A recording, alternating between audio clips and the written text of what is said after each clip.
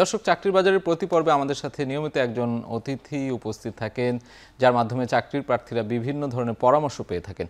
আজ আমাদের সাথে আছেন গ্রামীণ ব্যাংকের মানব সম্পদ ব্যবস্থাপনা বিভাগের মহাব্যবস্থাপক এস.এম. শোয়েব। আমরা শোয়েব ভাই, আপনাকে স্বাগত। অনেক ব্যস্ততার মধ্যেও আমাদের এই চাকরির বাজার অনুষ্ঠানে আপনি এসেছেন, সময় দিয়েছেন। আমরা শুরুতেই একটু জানতে চাই, এই অনেকগুলো চাকরির বিজ্ঞপ্তি আমরা দেখলাম, গ্রামীণ ব্যাংকও নিশ্চয়ই এ ধরনের চাকরির বিজ্ঞপ্তি দিয়ে থাকে। আপনি যেহেতু মানব সম্পদ বিভাগে রয়েছেন, মানব সম্পদ বিভাগ এই নিয়োগের ক্ষেত্রগুলো দেখে থাকে মূলত, সেই জায়গা থেকে অভিজ্ঞতা কেমন একটু শেয়ার করবেন, যে চাকরি পাওয়ার ক্ষেত্রে বা চাকরি প্রার্থীরা কি ধরনের চ্যালেঞ্জের মুখোমুখি হয়, আপনারা কি দেখে বাছাই করেন তাদের? জি জি, অবশ্যই, থ্যাংক ইউ। তো আমাদের এখন নিয়োগ বিজ্ঞপ্তি অলরেডি গত বছরের নভেম্বরে একটা গেছিল। তো সেখানে কেন্দ্র ব্যবস্থাপক এবং অফিসার দুই পদেই আমরা চাইছিলাম। তো আমরা সেখানে প্রায় হিউজ আবেদন পাইছি। কেন্দ্র ব্যবস্থাপক ৭৬,০০০-এর উপরে এবং অফিসারের ক্ষেত্রে ৮২,০০০, প্রায় ৮২,০০০ মতো পাইছি। তো আমরা সেটা থার্ড পার্টির মাধ্যমে এগুলা অনলাইনে, এগুলো অটোমেটিক জেনারেটেড সিস্টেম, একটা সফটওয়্যার আছে, সফটওয়্যারের মাধ্যমে এগুলো বাছাই প্রক্রিয়া করি। পরবর্তীতে বাছাইয়ের পরে যেগুলা বাদ পড়ছে সেগুলো আবার একটু ম্যানুয়ালি দেখি। ম্যানুয়ালি দেখার অর্থ হলো যে আমরা সর্বোচ্চ সংখ্যক প্রার্থীকে যেন আমরা নিতে পারি। এখানে যেমন ধরুন উদাহরণ দিতে পারে, একটা ক্ষেত্রে বয়সের ক্ষেত্রে হয়তো তারা বাইরে সাইবার ক্যাফে, বিভিন্ন কম্পিউটার দোকানে করে। দেখা যায় যে একজনের বয়স আছে 1899 দিছে 1999-এর জায়গায়, সেটা তো আসলে কম্পিউটারের ভুল। এদেরকে রিক্রুট করি। মাত্র আমি কেন্দ্র ব্যবস্থাপক পদে মাত্র 279 বাদ দিয়েছি, আর অফিসারের পদে মাত্র 1000 বাদ দিয়েছি। তো সেই বাকি সবাইকে আমরা লিখিত পরীক্ষায় ডাকছি।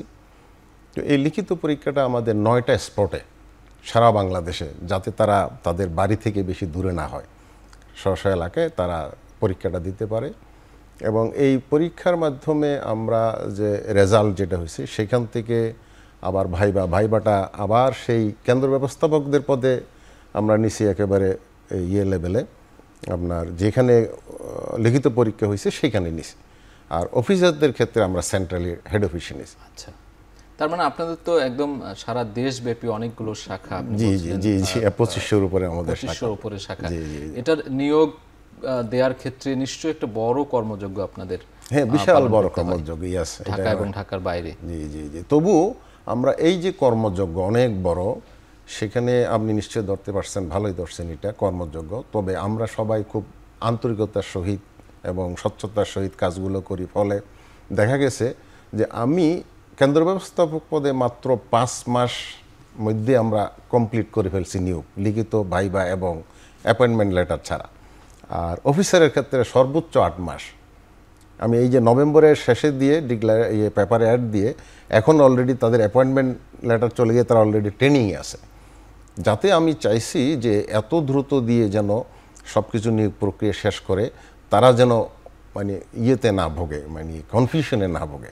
তারা যেন অন্তত বুঝে যে আমরা কি আসলে চাকরি পেলাম কি না, এবং আমরা যেন পটেনশিয়াল ক্যান্ডিডেটগুলোকে আসলে নিতে পারি আর কি।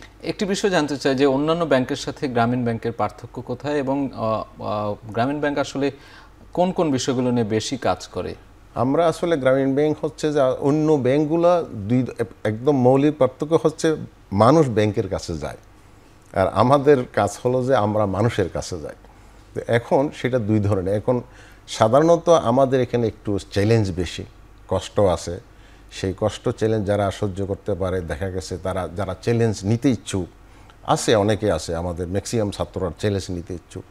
তো তারা গিয়ে মাঠে কাজ করতে পারলে, যদি এখানে মাঠে কাজ করার মধ্যে আনন্দ আছে, এখন বৈচিত্র্য আছে অনেকে, মানে নানা রকমের আমরা লোকদের সাথে দেখা হয়, সাক্ষাৎ হয়, গরিব মানুষের সাথে কাজ করে কিন্তু অনেক মজা। আমার চাকরি কিন্তু এখন 36 বছর চলতেছে। তো আসলে এটা অনেক ভালো একটা অভিজ্ঞতা হয়, এবং যারা এই কাজটাকে আন্তরিকতার সহিত নেয় এবং প্রতিষ্ঠানের যে নিয়ম নীতি বিধি, আর্থিক স্বচ্ছতা, তাহলে তারা খুব গেইনার হয়, তারা অনেক ভালো করতে পারে এবং পদোন্নতিটা খুব দ্রুত হয়। জি, কর্মসংস্থান তৈরির ক্ষেত্রে গ্রামীণ ব্যাংক কেমন ভূমিকা রাখছে আপনার কাছে কি মনে হয়? আপনারা কর্মসংস্থান সৃষ্টিতে বা তৈরিতে, নিয়োগ দেওয়ার ক্ষেত্রে প্রত্যন্ত অঞ্চলে আপনি 2500-র বেশি শাখা বলছিলেন, তার মানে অনেক মানুষ এখানে কাজ জি, করার আমাদের সুযোগ প্রায় 23,000 এমপ্লয়ি এখানে কর্মরত আছে। তো এখানে আমরা কিন্তু একটা জাতীয় পর্যায়ে একটা বড় ভূমিকা নিচ্ছি কিন্তু গ্রামীণ ব্যাংক। এই যে রিক্রুটমেন্ট, এটা 24 সালে হয়েছে, 25 সাল পর্যন্ত, 26 সাল পর্যন্ত কন্টিনিউ হবে, 23 সালে একটা হয়েছে যেটা 24 সাল পর্যন্ত কন্টিনিউ, অর্থাৎ এটা একেবারে চলমান প্রক্রিয়া। আমাদের এই ইয়েটা বন্ধ হচ্ছে না। এবং আমরা যে এই যে বেকার যুবকদের কর্মসংস্থানের ক্ষেত্রে আমি মনে করি এই মুহূর্তে গ্রামীণ ব্যাংক একটা সবচেয়ে বড় ভূমিকা পালন করছে। মানুষের আগ্রহ কেমন দেখেন, মানে হ্যাঁ, আমি শহরে গ্রামে, বিশেষ করে তরুণদের যারা সবেমাত্র পড়াশোনা শেষ করে কোথাও চাকরিতে জয়েন করতে চায় বা গ্রামীণ ব্যাংকে জয়েন করতে চায়, তাদের আগ্রহটা কেমন দেখেন এবং তাদের জন্য পরামর্শ কি থাকবে আপনার? হ্যাঁ, তাদের জন্য পরামর্শটা হচ্ছে কি, আমি এটুকুই বলবো যে তারা যে এই ভাইবার মধ্যে আমার যেটা সাধারণত আমরা যে ভাইবাতে যে প্রশ্নগুলো করি, লিখিত প্রশ্নগুলো, লিখিতগুলা এবং ভাইবা, সেটা হচ্ছে যে এই প্রতিষ্ঠান সম্পর্কে তার ধারণা থাকতে হবে। এই প্রতিষ্ঠান না, সে যে প্রতিষ্ঠানই চাকরি করুক না কেন, ভাইবাতে গেলে অবশ্যই অন্তত সেই প্রতিষ্ঠান সম্বন্ধে তার একটা ধারণা থাকতে হবে। সমসাময়িক বিষয় তো যেভাবে সবাই করে প্রশ্ন, আবার যে বিষয়ে সে লেখাপড়া করে আসছে তার উপরও আমরা কিন্তু প্রশ্ন করি। এইভাবে সব কিছু মিলিয়ে আমরা যদি দেখি যে পটেনশিয়াল ক্যান্ডিডেটগুলোকে আমরা বাছাই করি, তবে আমরা মেধাকে গুরুত্ব দিচ্ছি এখন সবচেয়ে বেশি, এবং তারা মেধাবী ছেলেপেলেরা ভালো করতেছে এখন এইখানে এই ক্ষেত্রে। এবং কি পরামর্শ থাকবে আপনার যারা গ্রামীণ ব্যাংকে জব করতে চায়, আবেদন করতে চায়, তারা কি পরামর্শ দেবেন তাদের? এখন প্রথম কথা হচ্ছে আসলে মানে পরিশ্রম করতে হবে এবং পরিশ্রম করার মানসিকতা থাকতে হবে। আসলে আপনি একটা জিনিস দেখেন, আগে তো আমরা মনে করতাম যে কমার্শিয়াল ব্যাংকগুলো শুধু তারা এই অফিস ডিউটি করে এসি রুমে, আসলে তা না, তাদেরটাও চেঞ্জ হচ্ছে। তারাও কিন্তু মাইক্রো ক্রেডিট যাচ্ছে, কিছু কিছু অংশ যাচ্ছে, কিন্তু তারা একটা সেভিংসের টার্গেট থাকতেছে তাদের। তো এই টার্গেটটা পূরণ করতে গিয়ে কিন্তু তাদেরকে পিপলের সাথে তাদের যোগাযোগ রাখতে হচ্ছে। অনুরূপভাবে আমাদেরটাও এরকম, আমরাও যোগাযোগ করতেছি, দরিদ্র মানুষের সাথে কাজ করতেছি। যদি একবার তার কাজ ভালো লেগে যায়, অন্তত সে আর এখানে ছাড়বে না, সে মজা পাবে, আনন্দ পাবে যে গরিব মানুষ তার হাত দিয়ে, ঋণ দিয়ে একটা মানুষ তার জীবনের ভাগ্যের পরিবর্তন করতেছে, পরিবারের সচ্ছলতা আনতেছে, তাদের যে হাসিমুখ, এটা তাকে অন্তত আনন্দ দিবে এই চাকরির পাশাপাশি। মোটা দাগে একটু জানতে চাই, বাংলাদেশের ব্যাংকিং খাতে চাকরির বাজারটা কেমন? ব্যাংক নিয়ে অনেক ধরনের সমালোচনা আমরা শুনি, বিশেষ করে অনেকগুলো ব্যাংক দুর্বল হয়ে যাচ্ছে আর্থিকভাবে, নানান সমালোচনাও আছে। সে জায়গায় চাকরির বাজারে ব্যাংক সেক্টরটা এখন কেমন এবং ভবিষ্যৎ কেমন দেখেন? না, আমি ব্যাংকে চাকরির বাজারের ক্ষেত্রে ব্যাংকের ভূমিকাটা বিশাল, আমি সবসময় মনে করি। আমাদের অনেকগুলো কমার্শিয়াল ব্যাংক, তফসিলি ব্যাংক, রাষ্ট্রায়ত্ত ব্যাংক, তো তাদের এই যে যারা এখানে চাকরি হয়তো ব্যাংক দুর্বল হয়ে পারছে না, তারা কিন্তু আরেকটা ব্যাংকে শিফট করতেছে, এই অভিজ্ঞতাটুকু কাজে লাগে। আবার ঠিক আমার এখানেও কিন্তু গ্রামীণ ব্যাংকও কিন্তু অন্যান্য ব্যাংক থেকে আসছে, তারাও আসতেছে, কিন্তু ইসলামী ব্যাংক অন্যান্য ব্যাংক থেকে আসতেছে।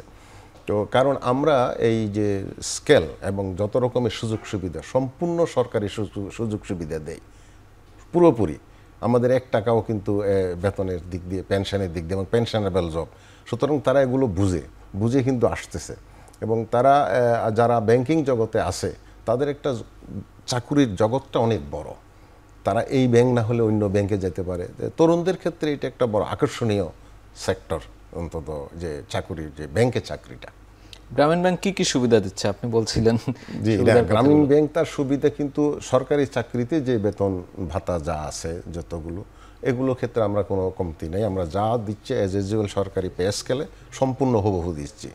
এবং আপনার এখানে বিজ্ঞাপনে আমি একটা দেখলাম যে একটা ব্যাংক, সম্ভবত আমার নাম মনে পড়তেছে না, যে খাবারের সুবিধা, হ্যাঁ, খাবার, প্রভিডেন্ট ফান্ড, মোবাইল বিল, খাবারের সুবিধার মধ্যে যেমন আমি বলতে পারি যে আমরা লাঞ্চ দিই 400 টাকা, এবং যেই লোক আজকে ঢুকলো গ্রামীণ ব্যাংকে প্রশিক্ষণ পিরিয়ডে, তাকেও কিন্তু আমরা 1 কর্মদিবসে 400 টাকা দিচ্ছি। এটা কিন্তু বিশাল ব্যাপার, এটা নিশ্চয়ই মনে করেন।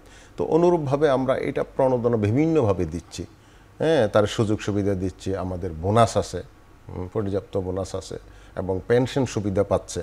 তাহলে সে অন্তত বুঝে যে আমি এই সেক্টরে কাজ করাটা আমার লাইফের একটা সিকিউরিটি আছে, জীবনের নিরাপত্তা আছে। তো সেক্ষেত্রে তাকে এই বিভিন্ন ব্যাংকের পাশাপাশি আমাদেরটাকেও সে অগ্রাধিকার দেয়, আমি মনে করি আর কি। আপনাকে অনেক ধন্যবাদ এস এম শোয়েব, অনেক গুরুত্বপূর্ণ কথা বললেন আমাদেরকে এই চাকরির বাজারে এসে এবং অনেক ধরনের পরামর্শ দিলেন। নিশ্চয়ই চাকরি প্রার্থীরা উপকৃত হবেন। আপনাকে অসংখ্য ধন্যবাদ।